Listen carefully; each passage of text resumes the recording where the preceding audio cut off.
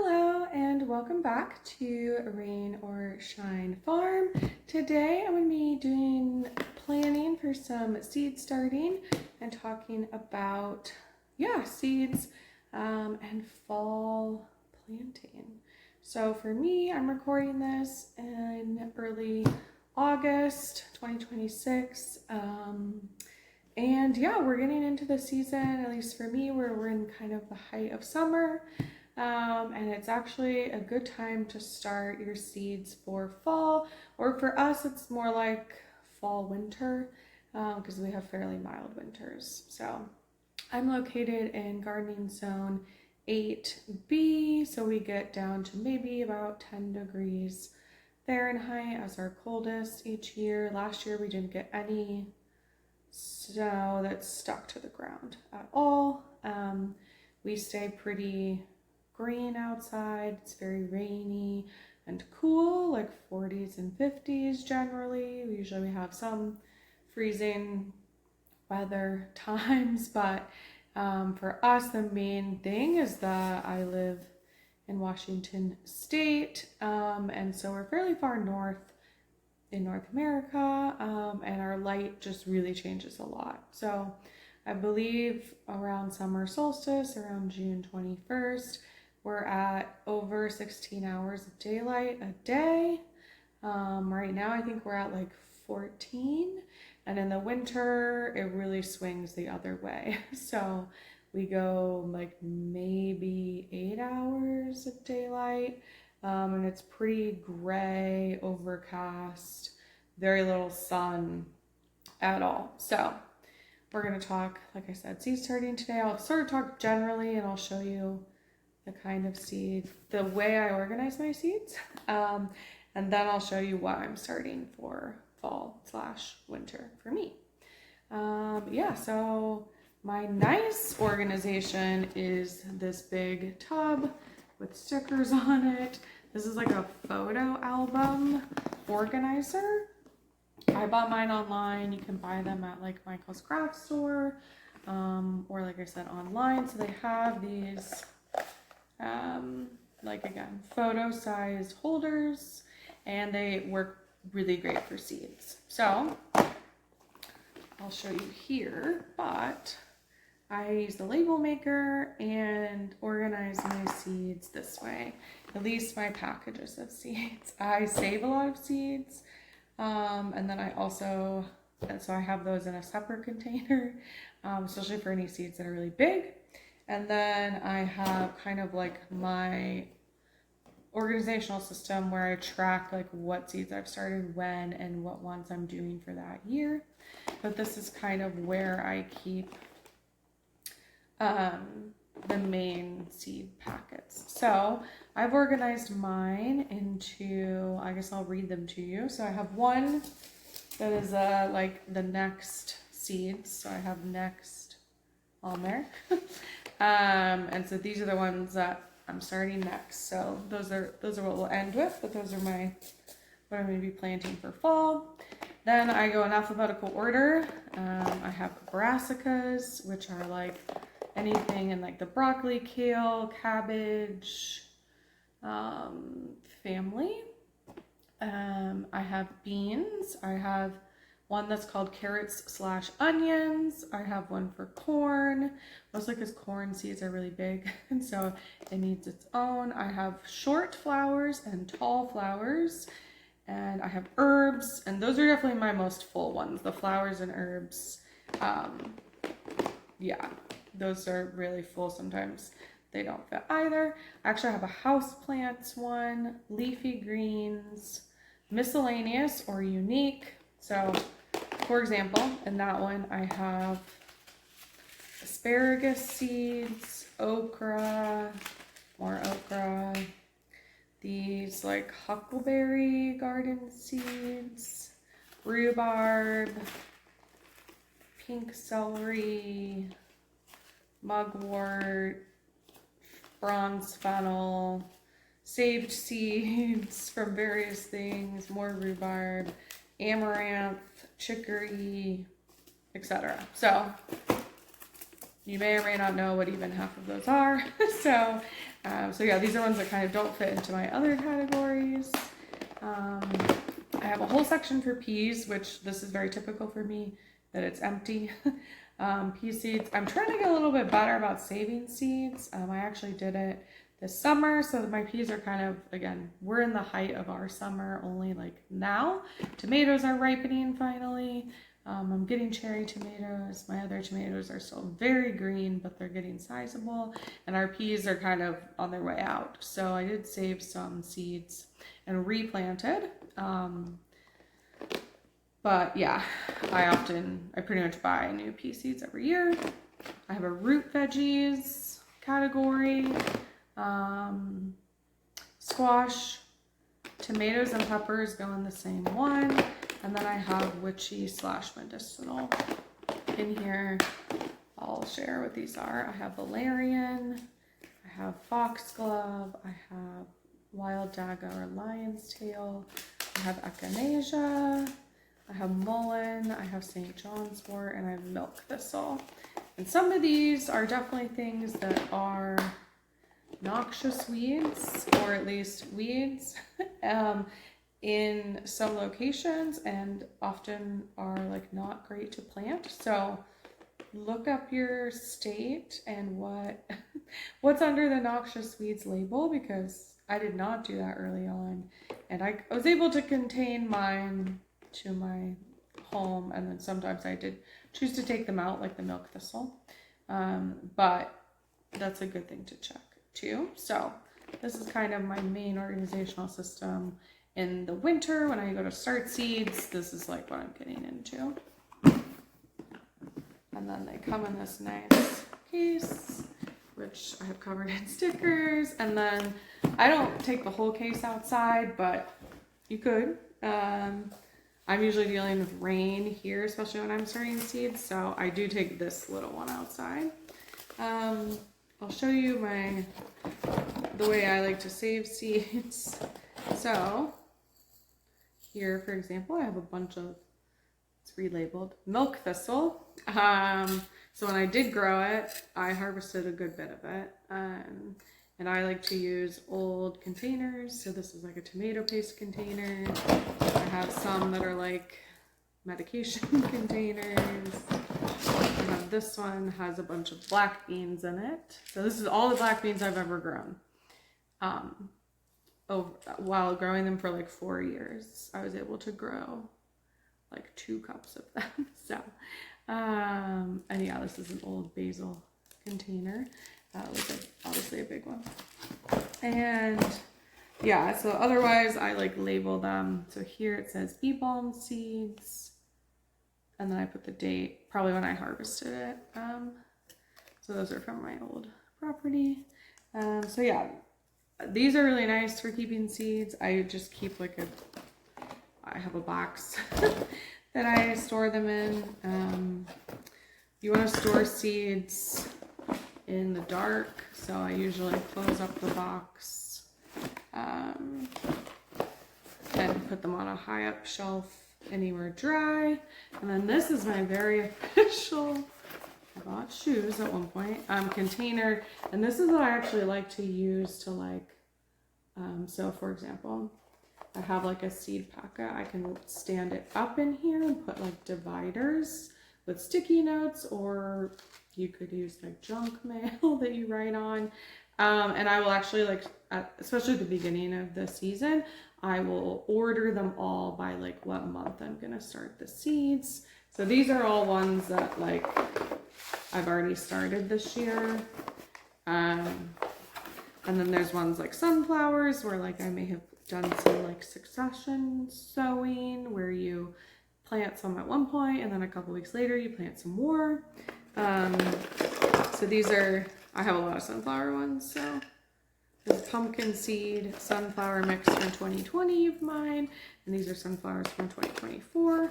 And then I have washi tape, which is like I don't exactly know. I think like a scrapbooking type tape, but basically it's like a tape that you can reuse very easily and it doesn't tear or it doesn't like leave a sticky mess. So that's what I use to seal my seeds. So you can see one up here.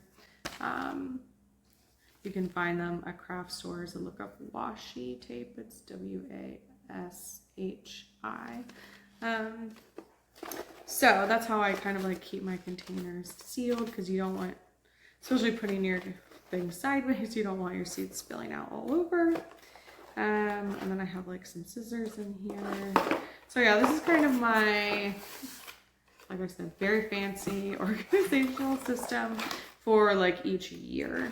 So, and then if I'm really good, I write down what I planted and when, and like the variety in a garden journal. Now, I'm not great about keeping my garden journal super consistently, but I try to write in it whenever I think about it. So like this has seeds that I started for this year, like the pumpkins, the watermelon, basil, sunflowers, pumpkins, all the stuff I started in maybe like May or June. So my direct seeded, more peppers, some other stuff I got, flowers, etc. I had some seeds from my mom, so I also like used washi tape. You can buy these little like tiny little envelopes. Those are good for saving seeds. Personally, for saving, a lot of seeds are big, and so this isn't like the most economical container. You have to keep buying them. If you're gonna give seeds away, these are very helpful. So I've given away like lots of calendula seeds over time. So I did buy like a set of these envelopes of like 50 or 100 of them at one point. And calendula seeds are really easy to start, so I would just kind of like give them to anyone that wanted them. Or like they are small enough, you can send them in the mail. Look up your regulations about sending seeds in the mail and decide how risky you want to be. But yeah, so those are kind of my different systems.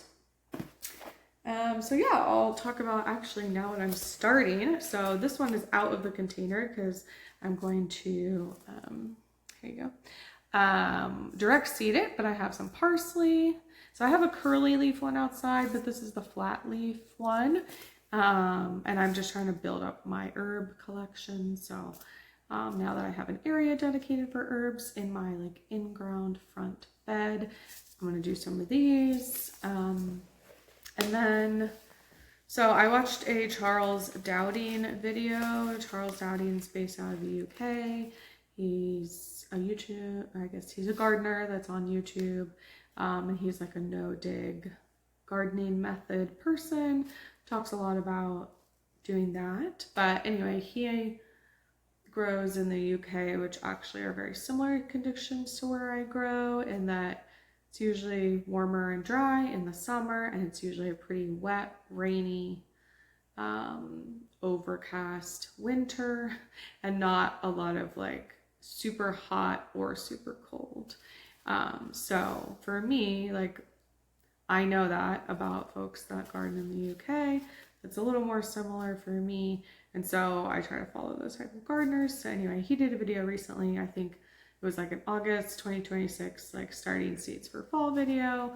And so I was very inspired by that and watched his stuff, because I know we're about on the same like weather trajectory. So what I'm going to be starting these are some mustard greens. These are a brassica seed. So they're in that same family as like kale and broccoli and stuff. So all those plants, they're basically like the same plant. They've just been bred for different parts. So for kale, you're breeding for the leaves, right? Same for mustard greens. For broccolis, you're breeding for like the heads, the flowers. For cabbage, you're breeding for, I guess, like the florets or Brussels sprouts, like before they turn into a flower. And so, yeah, this says they're a cool season stir-fry green with a spicy flavor. So, right, cool season, that's a good sign for a fall garden. I picked out some root stuff. So I have some turnips, These also say like sow outdoors in late spring. Seeds will germinate 5 to 15 days. They prefer a long, cool growing season. So again, like that is what we have in the fall. Right now it's not long, it's not cool, but I'm going to be starting most of these inside. And then I will direct seed some. But actually indoors, obviously I can control the temperature a bit more and the water level. And then as it starts to cool off outside, I can harden them off and move them out. So it helps a little bit with the, at least here, like planting a fall crop that likes cool, wet weather in August when we're still pretty hot. So I'm also doing beets. Charles Dowding does a lot of planting root things in, I'm trying to remember what he calls it, but like in groups basically. So he'll plant like 3 beet seeds in one hole. So I'm going to do some of that. I have some cabbage here. These are from Epic Gardening Seeds. Actually, I have a code if you want to get any stuff from them, seeds or otherwise. I'll have that in the show notes. I have some broccoli here. And again, I think on the back of this it says, oh, maybe it's another one. I have like a sprouting broccoli type, which just means, oh, these say too, sprouting broccoli. Yeah, anyway, they say they prefer cool weather. So the other thing you can do to figure out, okay, like, do I actually have enough time to plant the seed and get it big enough? Because that's the challenge with growing as you, again, if you're in the Northern Hemisphere, as you plant seeds toward like from summer through to winter, is that your daylight is decreasing every day. So things that got more daylight in the spring and summer, they're going to take longer in the fall. So that's part of why it feels kind of unnatural, but you have to plan them kind of like in the summer. So this one says on here 58 to 90 days to maturity. Usually that's after germination. So on here it says it takes 10 days potentially to germinate the seed. So, right, if you want to be safe, you would need like 100 days until it's mature, which again, a lot of the brassica plants can weather literally through cold weather. If they're big enough, they will get some damage and like a lot of snow depending on the plant. But if you have, 100 days. So for me, like, again, let's see, it's August 11th as I'm recording this. That's the day this comes out. So we go from August to September, October, November, right? That's about 90 days. So I would have till like about mid-November for them to become mature. So, right, fall planting is often a bit more of like a gamble. You could have an early freeze that might take out a plant, but I think it's certainly worth a try because you can grow a lot of things that I know I prefer to eat in the winter, like broccoli or Brussels sprouts, or even just like leafy greens. I also have some parsnips, another like root veggie that like the cooler weather. I have some kale. This is a red Russian kale. It's my favorite kale to grow. And it definitely lives through snow because I've definitely had it grow in the snow. I suspect its name is because it was bred in Russia to survive cold weather. And it even says on here, can be grown as a spring or early fall crop. And this one says days to harvest is 50, right? So that you only need like maybe 2 months for, again, if we're being a little bit more generous about like when we, that the days get shorter as we're going on. I have some collards, which collards actually, so they're popular to grow them in the southeast of the United States because they are a brassica plant, so like kale or broccoli, but they can tolerate higher heat. They don't usually get the extreme bugginess and aphids as badly in the summer. But collards also last all winter. I didn't really know that when I first grew them.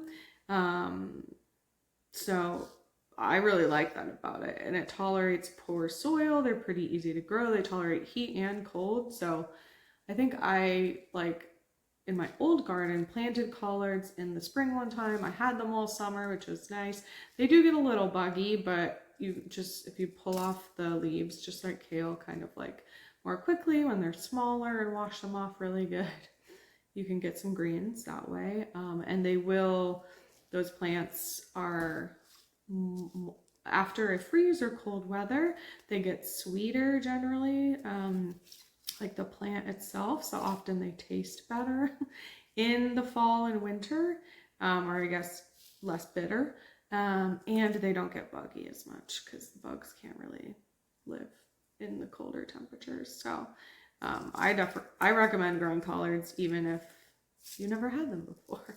But yeah, mine, I like started them in the spring, grew them all summer, harvested them in the summer. And then I think I harvested all the leaves because I was like, oh, it's gonna die before it gets cold. Put some in like the freezer or cooked some down. And then actually it like went all winter and I still had, like, I think I had the plant for over like almost 2 years, when at my old house. So that was really nice. And it gets like a really big stalk, in the same way that like a Brussels sprout or, like kale will do if you just keep picking the leaves over time. What else? I have some Brussels sprouts, which I did start some in the spring, right? I have one outside, but boy, is it getting eaten by bugs right now. And it won't really produce heads, at least for me, like for another month or two. And then my last thing is more sprouting broccoli. So the other thing I like to do is pick my older packets of seeds. So this one is definitely old. I think it says packaged in 2019. And then these ones are from 2023, this broccoli. And these are a purple broccoli, like a purple broccoli floret. And they have a little bit, it says bred for quick soda harvest time for both spring and late summer plantings, which I'm technically in right now. See if it says how long. No, not exactly, but it says days to germination 5 to 17, so you need like potentially 2 full weeks to germinate the seeds, and then they say to do it in the spring, but you can push those things too. Yeah, and you get smaller, so some broccoli does like more smaller heads, so that is kind of what this one is like. So, which again might be good for if you can't get the whole head of broccoli to like form to head up is what they call it with like a cabbage or a broccoli, to like get the full head of cabbage or broccoli like before it gets cold. The sprouting ones will shoot off little ones and then you can pick those. And again, all brassica plants do that. There's just some that are bred more for it. So if you ever harvest, you plant a traditional broccoli plant and you harvest the main head in the middle, if you leave it there, usually it will continue to try to grow more flowers or more broccoli heads. And you can harvest those even like quite small. If you've ever from the store or had like broccolini or broccoli rabe or rab, that's often what that is. They're like smaller little shoots of broccoli.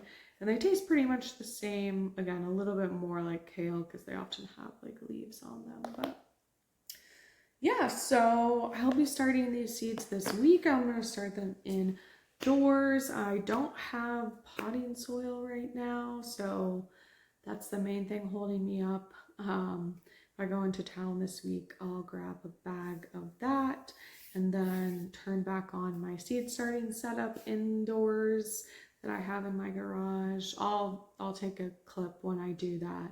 And I'll probably just do So I know in like one tray, I'll probably do like 6 packs of things. Not for the parsley, but for the other stuff. So I'll plant like 6 broccoli, 6 Brussels sprouts, maybe 6 plants of collards and kale, although probably less of those just because that's a lot. I'll plant all the parsnips, and again, they're not really recommended to sow indoors. So they like carrots, like water and moisture when they germinate. So we're just gonna have to see about those. They might not really do much. The broccoli I'll plant again, like, so I could have maybe up to 12 broccoli plants, some cabbage. The beets and turnips, I might do the multi-sowing where you do a couple in each little pocket, and then you take out kind of like the plug in my little 6-pack. Seeds, same with the rutabagas. Most root crops don't like to be moved at all. They like to be sown outdoors in cool weather. But again, it's not cool outdoors right now for me. And so you can artificially create some conditions indoors. And again, I have a lot of seeds, so for me, feels worth it, especially seeds for 2019. It feels worth it. If you have older seeds, you can just plant more in case their germination rate is low.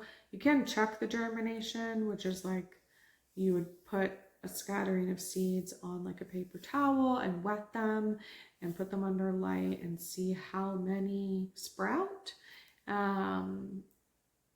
Personally, I don't really do that because it feels like a waste of seeds. If it was something where I was trying to figure out, like, are any of these seeds gonna germinate at all? And I was gonna plant like 100 or something, and I wasn't sure if they were good, maybe I would do a sample like that to see if they would germinate. But most of the time, I just overplant or overseed them. And if they all germinate, great, I have extras. You can always thin them out or give them away.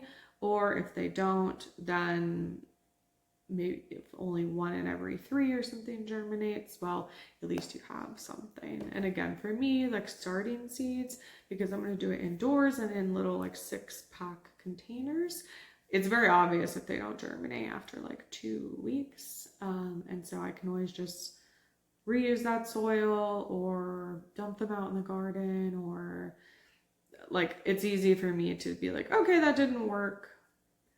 Maybe I'll just, either get rid of the seeds, or I don't really get rid of seeds. So I would just plant more, or like scatter them in my yard as a seed bank. But again, that's just me. So, all right, I hope that was helpful to talk about some fall seed starting. You can, if you don't know when your like average last frost date is, usually you can look up your zip code if you're in the US, and so your 5-digit zip code, and say like last frost date or average frost date.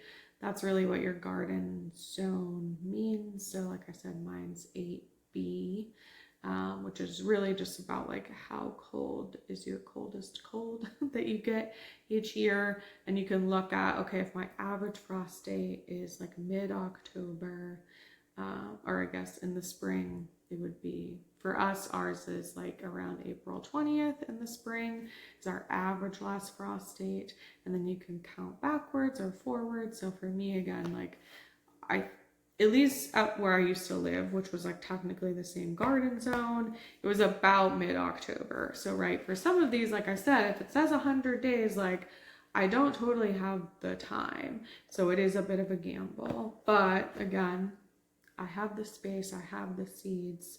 So for me, and I'm gonna have taken out the potatoes out of the beds, harvested them. So I'll have 2 empty beds even. So basically, if anything sprouts in the next month indoors and I can get them big enough, then as the weather starts to cool outside, or we get a little more rain into September perhaps, I can plant these out, and I can maybe have a fall garden or a fall even winter garden, because some things will last like over winter.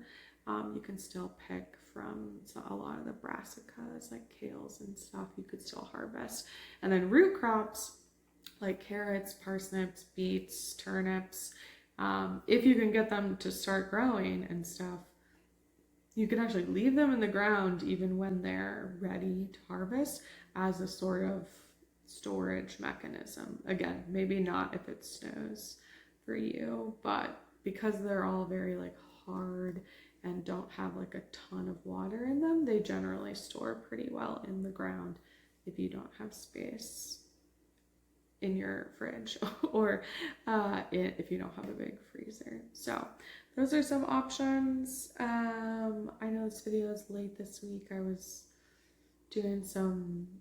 had a long weekend with friends and didn't want to interrupt it to film this video. So yeah, I'm gonna get some soil for myself this week and get these planted. So hopefully I can have some more stuff to show you all in the future. Okay, well, we're at our full time. So thanks for listening today, and I'll see you next time.